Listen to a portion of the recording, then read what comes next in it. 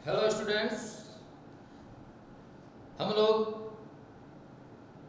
10th class के आने वाले जो बोर्ड एग्जाम्स है उसको ध्यान में रखते हुए सोशल साइंस के जो मल्टीपल जो आपके छोटे छोटे जो क्वेश्चंस हैं, एक एक नंबर के सवाल हैं, उनसे संबंधित जो महत्वपूर्ण जो बिंदु है उनको लेकर हम चर्चा कर रहे थे। हमने पहले पार्ट से इसकी शुरुआत की। आज हम उसी पार्ट के जो कुछ और प्रश्न जो छुड़ गए हैं उनके बारे में अध्ययन करेंगे।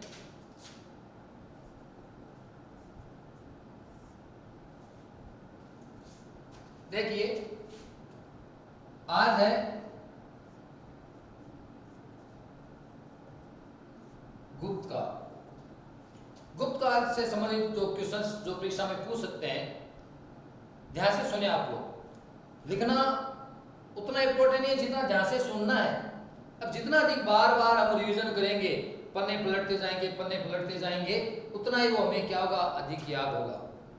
तो गुप्त काल की बात करें तो अगर बनता है तो इसमें पहला प्रश्न बन सकता है कि इस गुप्त वंश का संस्थापक कौन था।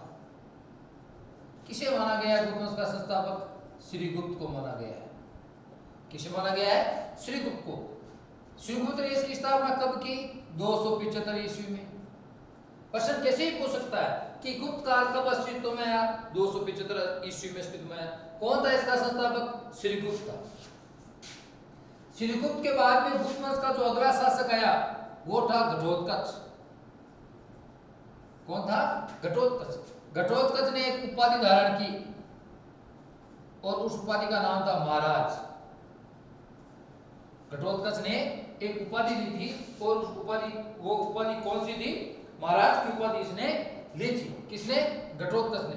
घटोत्कच के बाद में अगला जो गुप्त वंश का शासक था वो था चंद्रगुप्त प्रथम।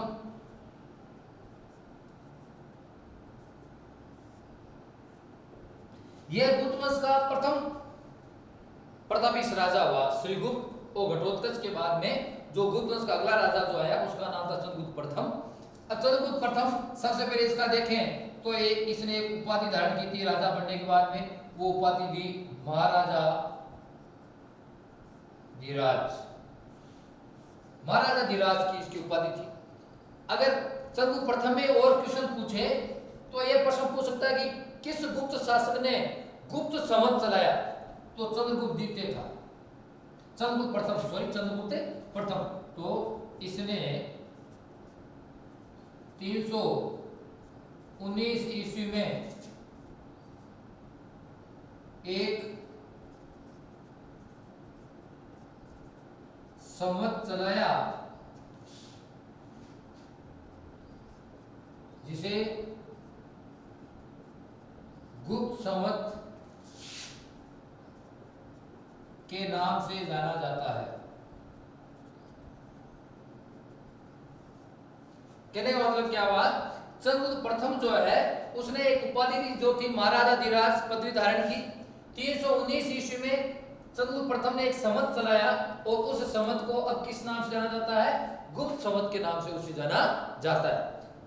चंद्रगुप्त प्रथम की जो पत्नी थी उसका नाम था कुमार देवी। कुमार देवी नाम था। कौन से वंश की थी ये राजकुमारी?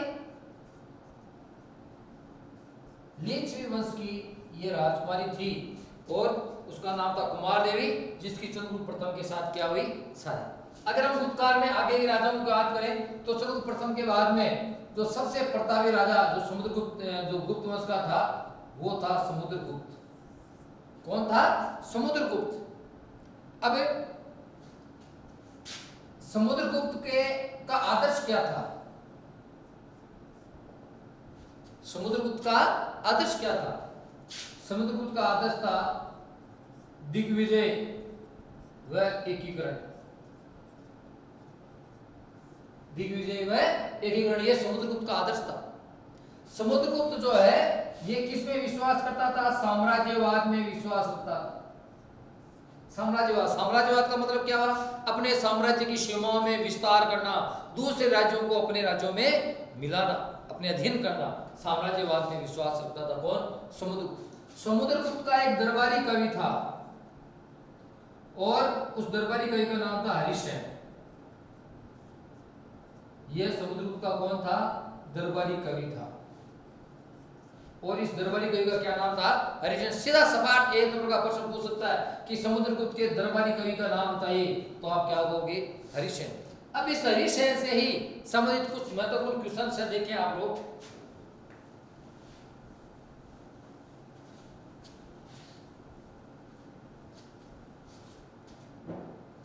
ये आपके गुप्त वंश का राजा समुद्रगुप्त,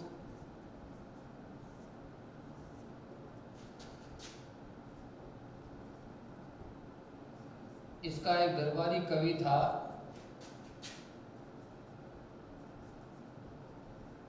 जिसका नाम था हरिसेन।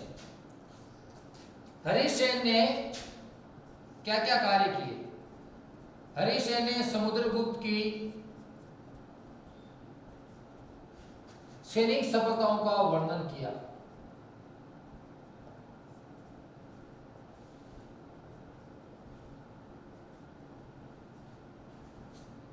सैनिक सफलताओं का वर्णन किया। तो हरिसेन ने समुद्र की सैनिक सफलताओं का वर्णन किस में किया है? हमें किस स्रोत से यह पता चलता है? किसके बारे में? किस समुद्रगुप्त की सैनिक सफलताओं के बारे में। तो इस हरिसेन ने एक प्रशस्ति, एक अभिलेख लिखा जिसे कहा गया है प्रयाग प्रशस्ति या इलाहाबाद अभिलेख। एक प्रशस्ति खुदवाई किसने? हरिसेन ने, जिसे कहा गया है प्रयाग प्रशस्ति अभिलेख या इलाहाबाद प्रशस्ति अभिलेख, जिसमें समुद्रगुप्त की सैनिक सफलताओं का वर्णन मिलता है। और यह वर्णन किसने किया? हरिसेन ने किया। हरिसेन के अनुसार समुद्रगुप्त कभी भी पराजित नहीं हुआ। समुद्रगुप्त कभी भी पराजित नहीं हुआ। यह था हरिसेन। अगर समुद्रगुप्त के अगले महत्वपूर्ण विद्रोह की अगर हम बात करें, तो ये जो समुद्रगुप्त है, इसने अश्वमेध यज्ञ करवाया। अश्वमेध यज्ञ करवाया। किस गुप्त शासक ने अश्वमेध यज्ञ करवाया? तो वो कौन था? समुद्रगुप्त। अश्वमेध यज्ञ करवाने के कारण इसने जो मुद्राएं चलाई थी, सिक्के जो चलाए थे, उन सिक्कों पर इसके लिए क्या शब्द लिखा गया है? अश्वमेध पराक्रम। तो प्रश्न क्या पूछेगा कि किस गुप्त शासक के सिक्कों पर अश्वमेध पराक्रम लिखा है या अंकित है? तो अपना जवाब क्या होगा? समुद्रगुप्त। अश्वमेध यज्ञ करवाया, उसकी उपलब्धि में इसने सिक्कों पर अश्वमेध पराक्रम अपने लिए लिखवाया। आगे की बात करें तो समुद्रगुप्त को सिक्कों पर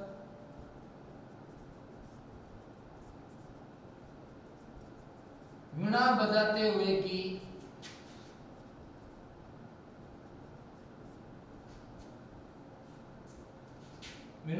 की आकृति में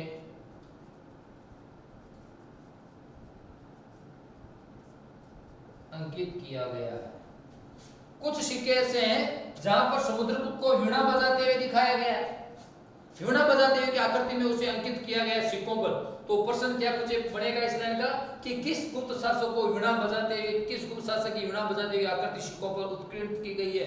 तो जवाब क्या होगा? समुद्रगुप्त। क्या जवाब होगा? समुद्रगुप्त। साथ साथ समुद्रगुप्त को क्या कहा गया है? कविराज कहा गया है। क्या कहा गया है? कविराज। क्यों? क्योंकि ये संगीत कला में निपुण था, संगीत का शौक था, संगीत कला में निपुण था। किस गुप्त राजा को कविराज भी कहा गया है? तो वो गुप्त राजा कौन था? समुद्रगुप्त का। इसके पास एक विशाल नौसेना भी थी। तो ये समुद्रगुप्त से संबंधित कुछ महत्वपूर्ण क्वेश्चन। यहां पर एक बात और बनती है कि प्रयाग प्रशस्ति में समुद्रगुप्त ने स्वयं को श्रीगुप्त का परपोत्तर कहा है।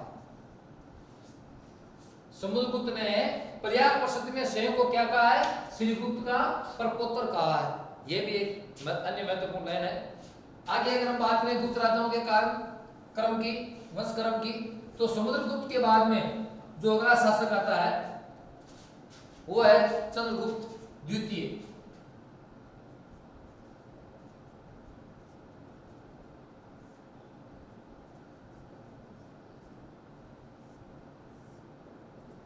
चंद्रगुप्त द्वितीय। चंद्रगुप्त द्वितीय की बात करें तो इसे देवराज व देवगुप्त भी कहा गया है। इसे देवराज व देवगुप्त भी कहा गया है। इसे चंद्रगुप्त द्वितीय को। इसने अपने साम्राज्य की ये दूसरी राजधानी और स्थापित की, और वो कौन सी थी? उज्जैन। किस गुप्त शासक ने उज्जैन को अपनी दूसरी राजधानी के रूप में स्थापित किया? चंद्रगुप्त। ये चंद्रगुप्त द्वितीय की या गुप्त वंश की द्वितीय राजधानी थी। इसकी एक इसने जो शक जाति तो जो है उन्हें पराजित किया। तो शक जाति को विजित करने के पश्चात, जीतने के पश्चात इसने उपाधि धारण की जिसका नाम था विक्रमादित्य। विक्रमादित्य की उपाधि धारण की। बहुत महत्वपूर्ण प्रश्न है, बहुत ज्यादा महत्वपूर्ण प्रश्न है कि शक जाति को जीतने के पश्चात चंद्रगुप्त द्वितीय ने कौन सी उपाधि धारण की? तो हमारा जवाब क्या होगा? विक्रमादित्य। इसकी एक पुत्री थी जिसका नाम था प्रभावती गुप्त। इसने अपनी पुत्री जो प्रभावती गुप्त थी उसकी शादी किसके साथ करवाई? वाकाटक राजा था, वाकाटक नरेश रुद्रसेन के साथ। वाकाटक नरेश रुद्रसेन के साथ चंद्रगुप्त द्वितीय ने अपनी पुत्री प्रभावती गुप्त का विवाह करवाया। अगर इसकी जो नीति पढ़े कि चंद्रगुप्त द्वितीय की क्या इसने अपने जो साम्राज्य विस्तार में नीति थी वो थी वैवाहिक संबंध स्थापित करना। क्या संबंध स्थापित करना? वैवाहिक संबंध स्थापित करना। ये था चंद्रगुप्त द्वितीय। अगला इसके बाद जो अगला राजा आता है वो है कुमारगुप्त प्रथम। कुमारगुप्त प्रथम या कुमारगुप्त महेंद्रादित्य।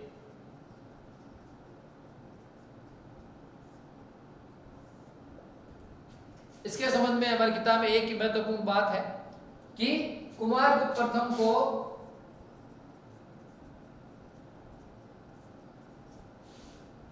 नालंदा विश्वविद्यालय का संस्थापक माना जाता है। नालंदा विश्वविद्यालय का संस्थापक माना जाता है। किसे? कुमारगुप्त महेंद्रादित्य को। प्रश्न सीधा ये पूछेगा कि किस गुप्त शासक को नालंदा विश्वविद्यालय का संस्थापक माना जाता है? तो हमारा जवाब क्या होगा? कुमारगुप्त महेंद्रादित्य। अब गुप्त राजाओं में अगला जो राजा है, जो अंतिम गुप्त वंश का अंतिम महान राजा था, जिसका नाम था स्कंदगुप्त।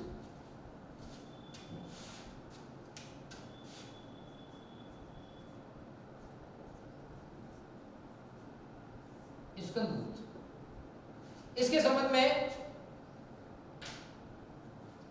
तीन महत्वपूर्ण बातें हैं। इसके संबंध में तीन महत्वपूर्ण बातें, वो तीन महत्वपूर्ण बातें कौन कौन सी है? एक तो ये अंतिम महान राजा था गुप्त वंश का। दूसरी अगर हम बात करें तो स्कंदगुप्त ने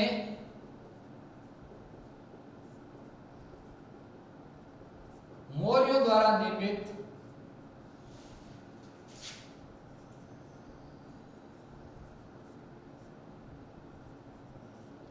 सुदर्शन झील का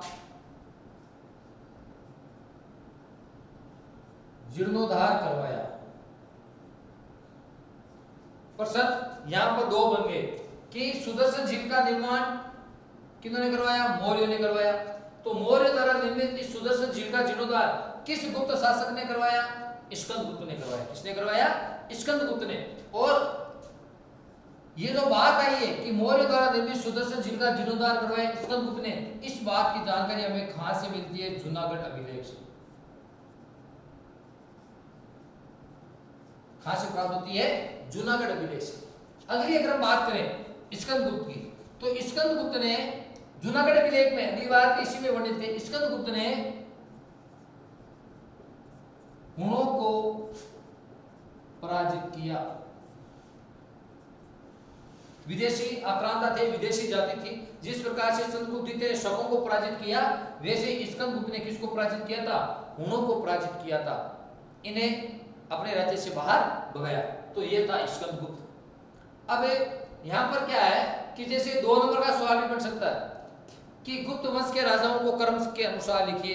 तो कर्म के अनुसार लिखें तो सबसे पहले जो आएगा वो आएगा श्रीगुप्त। श्रीगुप्त के बाद में घटोत्कच, घटोत्कच के बाद में चंद्रगुप्त प्रथम, चंद्रगुप्त प्रथम के बाद में समुद्रगुप्त, समुद्रगुप्त के बाद में चंद्रगुप्त द्वितीय या विक्रमादित्य, चंद्रगुप्त द्वितीय के बाद में कुमारगुप्त, महेंद्रादित्य और फिर है स्कंदगुप्त। ये गुप्त वंश के राजाओं के क्रम के अनुसार इनका शासन बताया गया है किताब में जहां तक है। तो ये तो थे गुप्त राजाओं के संबंध में। अगर हम आगे और गुप्त काल की बात करें तो और कौन कौन से महत्वपूर्ण प्रश्न हमारे परीक्षा की दृष्टि से इंपॉर्टेंट है, तो उसके संबंध में देखो कि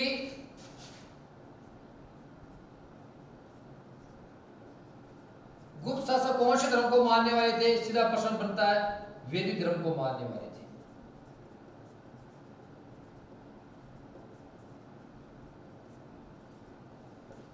गुप्त वंश के शासक कौन से धर्म को मानने वाले थे? वैदिक धर्म को। अगला बात करें तो गुप्त काल में राजकाज की भाषा कौन सी थी? संस्कृत। राजकाज की भाषा कौन सी थी? संस्कृत। गुप्त काल में राजकाज की भाषा कौन सी थी? संस्कृत।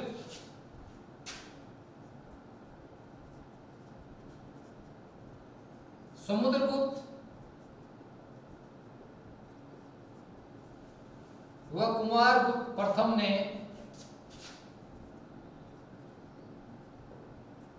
अश्वमेध यज्ञ किया।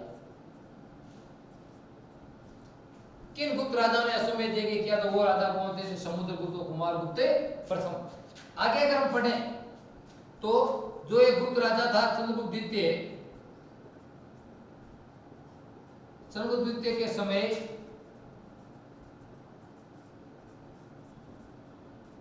चीनी यात्री फायान भारत आया। चीनी यात्री फायान भारत भ्रमण पर आया। ये एक बहुत महत्वपूर्ण क्वेश्चन है कि किस गुप्त शासक के काल में चीनी यात्री फायान भारत आया?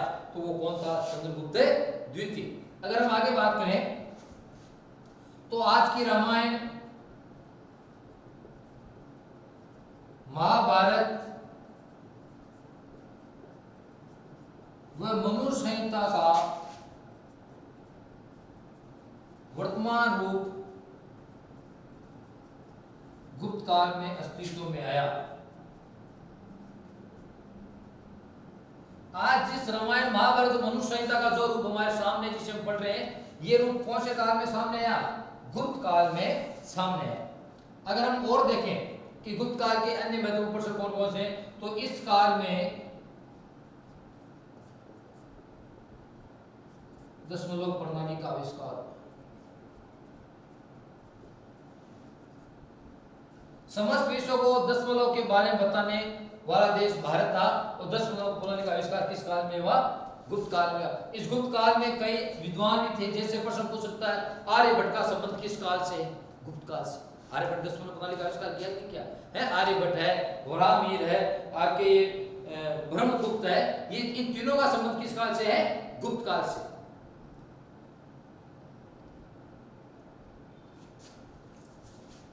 जैसे कुछ रचनाएं हैं, एक है अभिज्ञान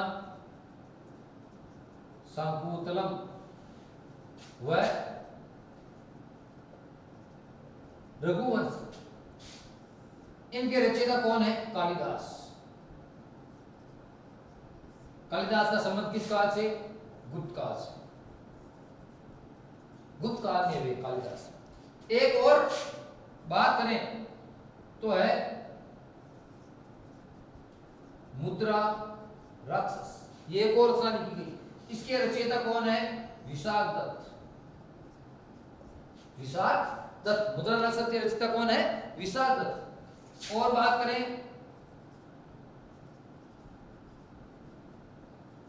तो मृच्छकटिकम।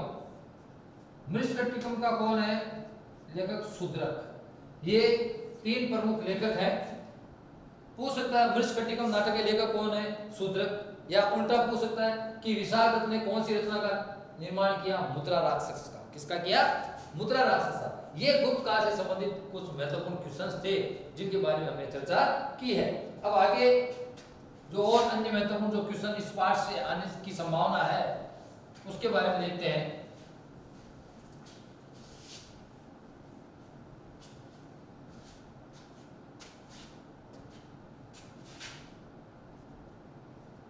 वर्धन वंश। वर्धन वंश की बात करें, इसकी स्थापना कब हुई? 6वीं शताब्दी ईस्वी में। कहां पर हुई? थानेश्वर में। वर्धन वंश की स्थापना 6वीं शताब्दी कहां पर हुई? थानेश्वर में। और किसने की? पुष्यभूति ने। पुष्यभूति ने। इसलिए इस वर्धन वंश को और किस नाम से जाना जाता है? पुष्यभूति वंश के नाम से जाना जाता है। वर्धन वंश को चाहे पुष्यभूति वंश को, एक ही बात है। इस वर्धन वंश में, पुष्यभूति वंश में 3 प्रमुख राजा हुए। 3 राजा हुए। सबसे पहले प्रभाकर वर्धन है, उसके बाद में राज्यवर्धन और सबसे लास्ट में है हर्षवर्धन। हर्षवर्धन के बाद में इस वंश में अगला राजा नहीं आया, हर्षवर्धन।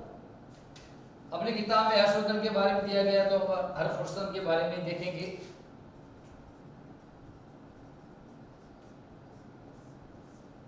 इनकी एक बहन थी जिसका नाम था राजेश्वरी बहन। हर्षवर्धन ने उपाधि ली और उपाधि कौन सी थी? महाराजा धीराज। हर्षवर्धन ने एक उपाधि ली और उपाधि कौन सी थी? महाराजा धीराज। अगर हम आगे देखें तो हर्षवर्धन जो है, इसी ये वर्धन वंश जो इसकी राजधानी कहां पे थी? कन्नौज। राजधानी वर्धन वंश की राजधानी कहां पर थी? कन्नौज। हर्षवर्धन के काल में चीनी यात्री वेनसांग भारत आया था। वेनसांग भारत आया था। प्रति 5 वर्ष बाद प्रयाग में एक महोत्सव का आयोजन करता था।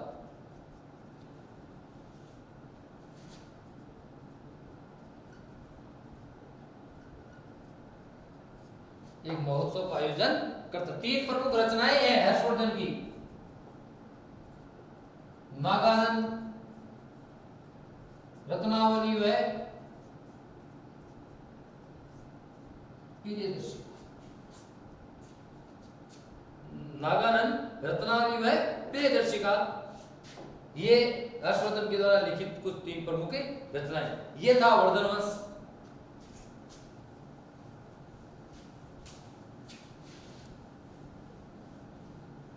वर्धन वंश के बाद में अगला जो वंश आता है वो है पाल वंश। पाल वंश स्थापना कब हुई? 750 ईस्वी में। पाल वंश का संस्थापक कौन था? गोपाल। गोपाल ने 750 ईस्वी में पाल वंश की क्या की? स्थापना की। धर्मपाल इस वंश का सबसे महान राजा था। यह बहुत महत्वपूर्ण प्रश्न है कि पाल वंश का सबसे महत्वपूर्ण राजा कौन था? महान राजा कौन था? धर्मपाल। कौन था? धर्मपाल। आगे बात करें तो पाल वंशी राजा बौद्ध धर्म को मानने वाले थे।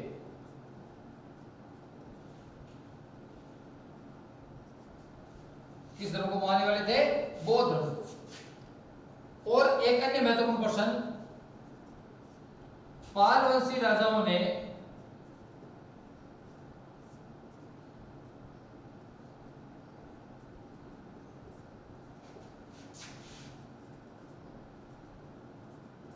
दीमान व विटपाल जैसे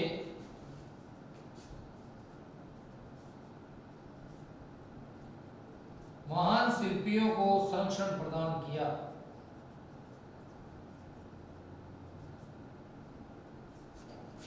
महान शिल्पियों को संरक्षण प्रदान किया। पारवसी राजाओं ने दीमान व विटपाल जैसे महान शिल्पियों को संरक्षण प्रदान किया। पल्लव वंश के बाद में राष्ट्रकूट वंश।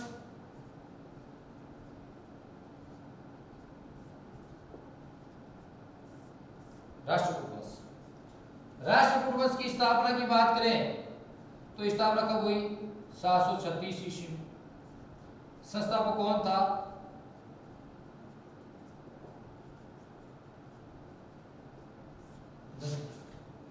राष्ट्रकूट जो वंश है इसकी स्थापना 736 ईस्वी में दंतीदुर्ग ने की थी। किसने की थी? दंतीदुर्ग ने। इस राष्ट्रकूट वंश का जो सबसे महत्वपूर्ण क्वेश्चन है वो है, इस वंश का एक राजा था जिसका नाम था कृष्ण प्रथम।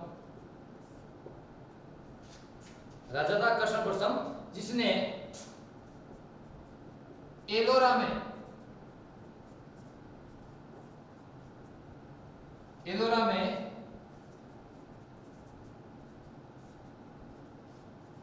भगवान शिव का कैलाशनाथ मंदिर बनवाया।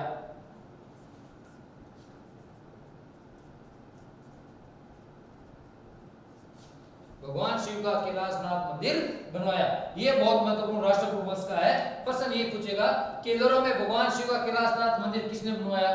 कृष्ण प्रथम ने। या कृष्ण प्रथम ने कैलाशनाथ मंदिर का निर्माण कहां करवाया? एलोरा में। राष्ट्रकूट वंश के जो राजा थे वो जो कल्याणी के जो चालुक्य हैं उनके द्वारा इनका पतन हुआ।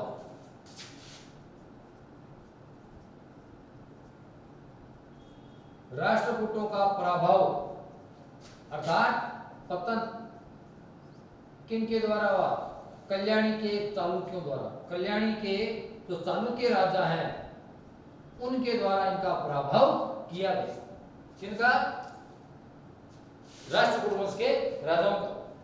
राष्ट्रकूट वंश में एक अन्य राजा हुआ था जिसका नाम था अमोघवर्ष। क्या नाम था? अमोघवर्ष। राष्ट्रकूट वंश का राजा था। इस अमोघवर्ष के काल में सुलेमान नामक अरब यात्री भारत आया। अमोघवर्ष के काल में सुलेमान नामक अरब यात्री भारत आया और इस सुलेमान ने क्या कहा? इस सुलेमान ने कहा कि अमोघवर्ष जो है तत्कालीन विश्व के 4 महान राजाओं में उसकी गणना की। सुलेमान ने अमोघवर्ष की गणना उस समय के विश्व के 4 महान राजा थे उसमें अमोघवर्ष को भी गिना सुलेमान ने। जो अरबी हैं उन अरबियों ने इन राष्ट्रकूटों के बारे में क्या शब्द काम में लिया? बलहरा या बलराज। बलहरा या बलराज के नाम से इन्हें संबोधित किया। यह था राष्ट्रकूट वंश। अगला है गुर्जर प्रतिहार वंश। कौन सा है? गुर्जर प्रतिहार वंश।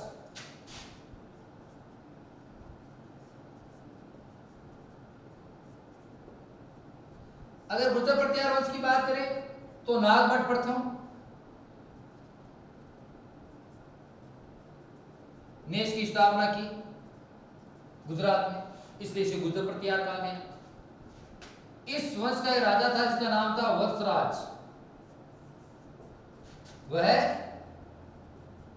इस वंश का प्रथम राजा था जिसने सम्राट की पदवी धारण की।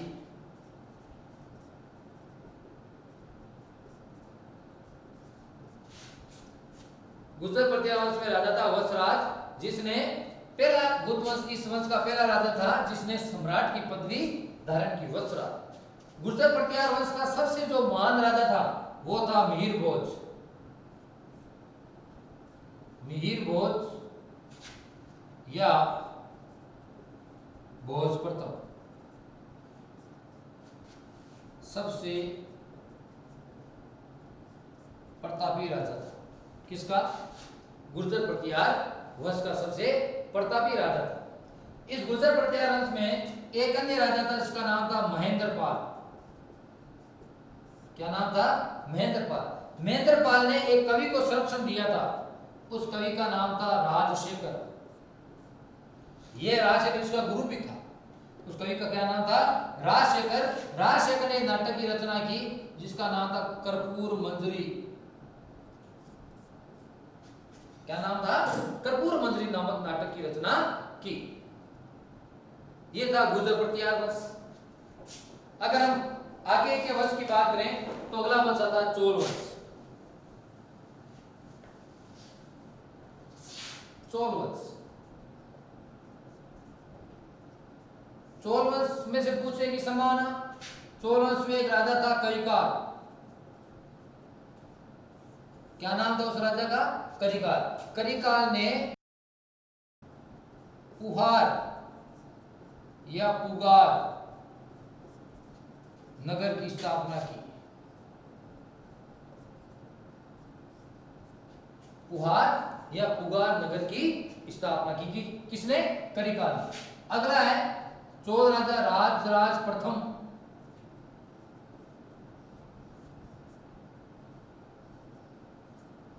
राजराज प्रथम। ये चोल वंश में से अगर क्वेश्चन पूछे तो ये क्वेश्चन पूछने की पूरी पूरी संभावना है।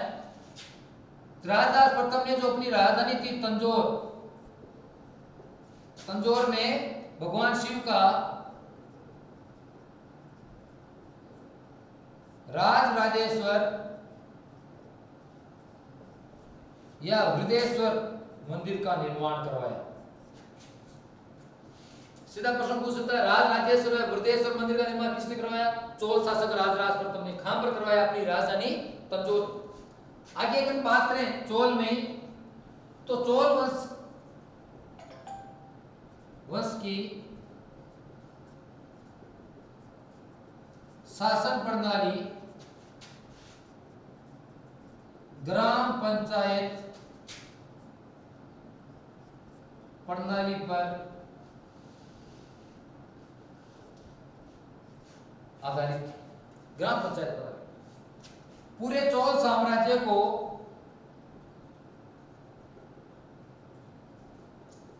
6 प्रांतों में बांटा गया और इन प्रांतों को क्या कहा गया? मंडलम। क्या कहा गया? मंडलम। अगर हम बात करें चोल वंश में, तो चोल वंश में सोने का सिक्का चलता था जो क्या कहलाता था? कासु। पूछ सकता है कासु से आप क्या समझते हैं? तो चोल कालीन सोने के सिक्कों क्या कहा गया है? कासु कहा गया है। और ये कितने भार का था? 16 औंस का। कितने का था? 16 औंस का। ये चोल वंश से संबंधित 4-5 महत्वपूर्ण क्वेश्चन से है। चोल के बाद में, चोल में अगर हम बात करें तो मंदिर निर्माण की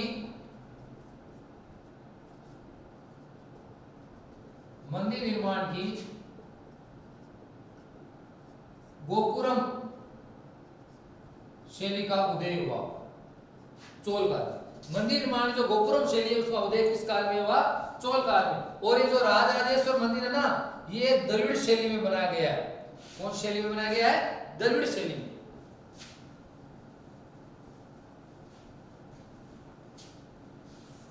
ये थे चोल वंश से संबंधित महत्वपूर्ण क्वेश्चन। अगर हम आगे बात करें तो अगला वंश आता है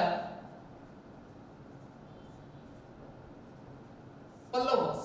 कौन सा वंश है? पल्लव वंश। इसका जो प्रथम राजा था वो था कांची का विष्णुगुप्त। कांची का विष्णुगुप्त प्रथम शासक।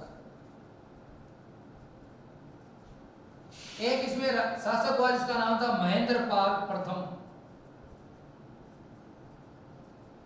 महेंद्रपाल प्रथम पल्लव वंश में। इसने एक नाटक लिखा, उस नाटक का नाम था मत विलास प्रहसन। नाटक का क्या नाम था? मत विलास प्रहसन। पल्लव राजाओं ने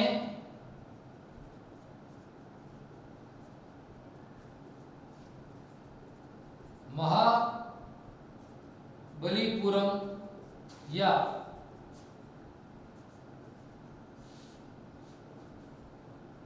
मामल्लपुरम नगर को बसाया।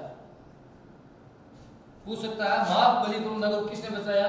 पल्लव वंश के राजाओं ने। पल्लव वंश के बाद में हमारे अगला राजा वंश आता है चालुक्य वंश। कौन सा वंश है? चालुक्य वंश। चालुक्य वंश में महत्वपूर्ण प्रश्न है पुलकेशिन द्वितीय। पुलकेशिन द्वितीय इस वंश का महान राजा हुआ। इस वंश का महान राजा हुआ। अगर चालुक्य वंश की बात करें, चालुक्य वंश में एक राजा आया जिसका नाम था विक्रमादित्य षष्ठ। विक्रमादित्य षष्ठ। इसने अपने यहां पर एक कवि को संरक्षण दिया, उस कवि का नाम था विल्हण। तो विल्हण नामक कवि को संरक्षण देने वाला राजा कौन था? विक्रमादित्य षष्ठ। इस विल्हण ने विक्रमादित्य षष्ठ के जीवन पर एक रचना की। उस रचना का नाम क्या था? विक्रमादेवचरितम।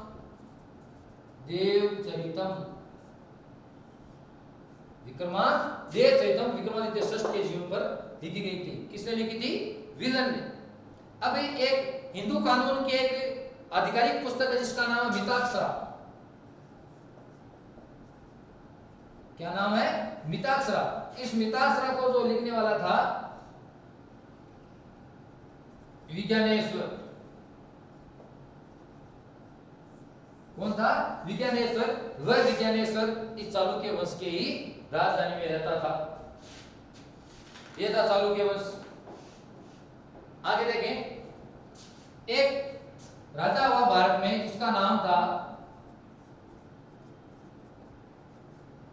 कुषाण था व्यंकटपेश द्वितीय। व्यंकटपेश द्वितीय। इसने भारत में पहली बार अपने नाम के सोने के सिक्के चलाए।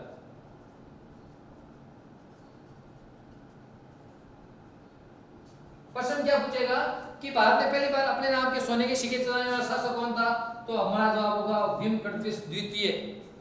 अब हम पहले पार्ट में जो लास्ट का जो हमारे समाप्ति को और है महत्वपूर्ण क्वेश्चंस में बहुत ही महत्वपूर्ण क्वेश्चंस है। कुषाण वंश का एक राजा था जिसका नाम था कनिष्क।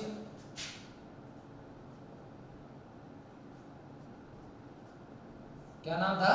कनिष्क। कुषाण वंश का महान राजा था। इसके काल में चौथी बौद्ध संगीति का आयोजन हुआ। इस बौद्ध संगीति का आयोजन कहां हुआ? कश्मीर के कुंडलवन में हुआ। किसकी अध्यक्षता में हुआ?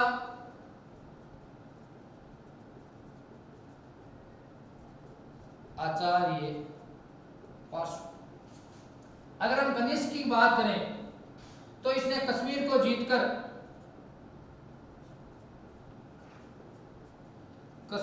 जीतकर वहां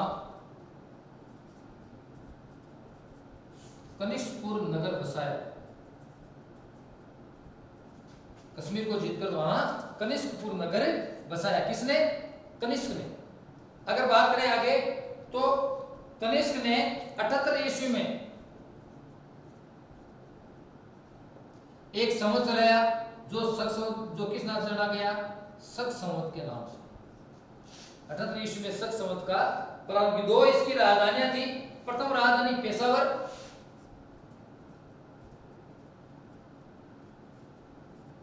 प्रथम राजधानी तो कहां थी? पेशावर।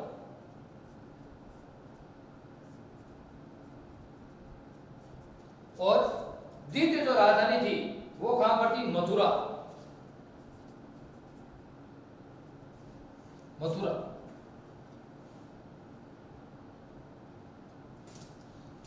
इसी के समय बौद्ध धर्म की महायान शाखा का उदय हुआ।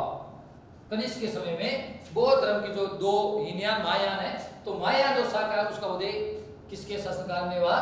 कनिष्क के शासनकाल में हुआ। बौद्ध विचारक रहते थे। इसके दरबार में कौन कौन? आचार्य पार्श्व, वसुमित्र व अश्वघोष। प्रश्न ये पूछेगा कनिष्क के दरबार में रहने वाले बौद्ध विचारकों के नाम बताइए, तो पार्श्व, वसुमित्र और अश्वघोष। एक प्रसिद्ध गणितज्ञ भी था,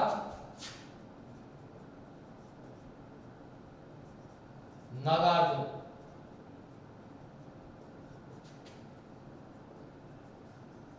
एक प्रसिद्ध चिकित्सक जिसका नाम था चरक। प्रश्न क्या पूछेगा कि प्रसिद्ध चिकित्सक चरक का संबंध किस शासक से? कनिष्क से। या प्रसिद्ध गणितज्ञ नागार्जुन किसके शासनकाल में था? कनिष्क के शासनकाल में था। आज की चर्चा में इतनी करेंगे। पहले पाठ से संबंधित 1 नंबर के प्रश्न पूछने वाले महत्वपूर्ण प्रश्नों का हमने यहाँ पर अध्ययन किया, वर्णन किया। आगे के लिए भी आप बीआरएम स्कूल के द्वारा चलाए जा रही ऑनलाइन क्लासों से जुड़े रहें। धन्यवाद। जय हिंद, जय भारत।